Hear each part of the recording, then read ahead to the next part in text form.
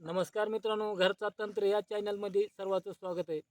बघा, वनस्पतीशास्त्रामध्ये अगर 18 पुराणामध्ये हातजोडीचाही कुठेही उल्लेख आलेला नाही. आणि काय आता जी काही लोक हातजोडी विकतात ती काही प्राण्याचे अवयव असतात आणि काही चुकीच्या गोष्टी आहेत, काही मांसाचे तुकडे आहेत आणि काही लोकांनी ते मशनीच बनवलेले आहेत हातजोडी पायापडी बनवण्या. आणि एक त्याचं त्याच्यावर बंदी आहे, कारण आपण ती हातजोडी घ्यायची नाही, खरेदी करायची नाही. जेणेकरून हातजोडी पायपडी आपल्या बघण्यात आलेली आहे, जी त्याला जटाशंकर म्हणतात काही ठिकाणी आणि काही ठिकाणी कोंबड नक्की म्हणू शकतात. तर ही महादेव आणि पार्वती ह्या दोन्हीची नरमादीचा कंद असतो आणि ओरिजिनल हीच हाताजोडी आणि पायापडी आहे. बाकी कुठलीही वनस्पती मित्रांनो घ्यायची नाही.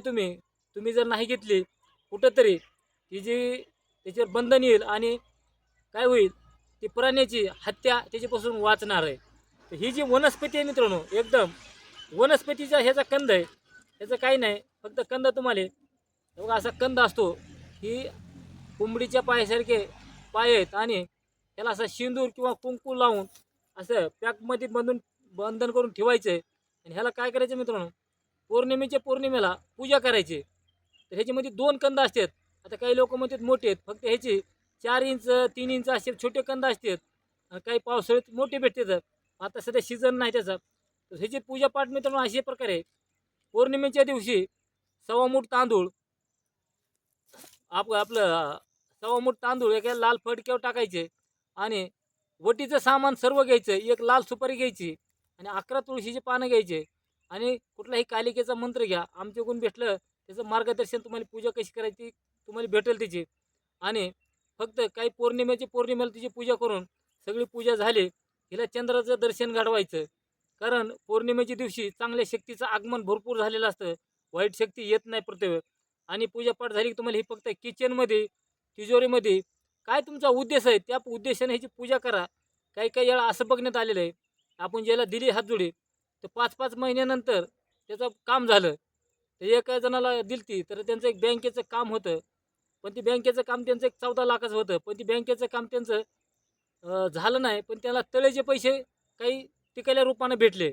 म्हणजे काही अडचणी असतील ही कंद सोडवायला एकदम चांगला आहे. आणि वनस्पतीचा कंद आहे मित्रांनो, प्रत्येकाने ही वनस्पती वापरायची. आमच्याकडे कॉन्टॅक्ट करू नका, तुम्हाला जिथं भेटेल तिथं वापरायची प्रत्येकाने. फक्त एवढीच कळकळीची सांगायची की दुसऱ्या वापरू नका, कारण ती कुठं मांसाचे तुकडे काय असेल. ही वनस्पती आहे मित्रांनो आणि तुम्हाला कुठेही भेटू शकते. तुम्ही उपलब्ध करा. फक्त ह्याची एक विधी आहे. विधी अशा प्रकारे पुष्य नक्षत्र दिवशी ह्याची पूजापाठ करून काढली तर अजून चांगल्या प्रकारे काम करते.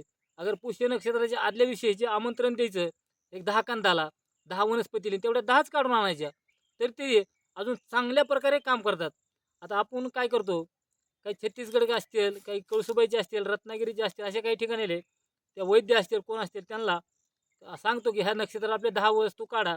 तर 10 वनस्पती काढून दिल्या तर ह्या अशा वापरायच्या. तर हिला हातजुडी पायपडे 100% म्हणलेलंच आहे, म्हणून ही वापरायची.